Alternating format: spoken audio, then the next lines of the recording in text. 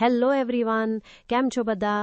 આજે આપણે બનાવવા જઈ રહ્યા છીએ ગુજરાતનું સુપર ફેમસ અને મારું પર્સનલ ફેવરેટ શ્રીખંડ, અને એ પણ પ્યોર ઘરેલું વસ્તુઓમાંથી, પણ થોડા ટ્વિસ્ટ સાથે, કારણ કે આજે આપણે એમાં ડ્રાય ફ્રૂટ્સની જગ્યાએ ચીકુ અને દ્રાક્ષ નાખીશું. તમને ક્યારે એવું થયું છે કે બજાર જેવો જ સ્વાદ ઘરે લાવવો અઘરો છે? તો આ વિડીયોને છેલ્લે સુધી જોજો, હું તમારી એ મૂંઝવણ દૂર કરી દઈશ. તો આ છે આપણું ફ્રેશ દહીં, જેને મેં આ કોટનના કપડામાં બાંધીને લટકાવી દીધું છે. મેં અહીં ફૂલ ક્રીમ દહીં વાપર્યું છે, જેનાથી શ્રીખંડ વધારે મલાઈદાર બને. જો તમને લો ફેટ પસંદ હોય તો એ પણ વાપરી શકાય.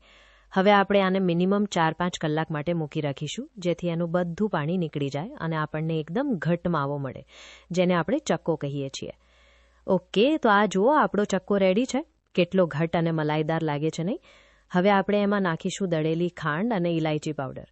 ખાંડ તમે તમારા સ્વાદ મુજબ વધુ ઓછી કરી શકો.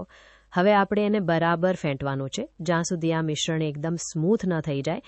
આ સ્ટેપમાં ઉતાવળ ન કરતા, કારણ કે જેટલું તમે વધારે ફેંટશો તેટલું શ્રીખંડ વધારે ક્રીમી અને ટેસ્ટી બનશે.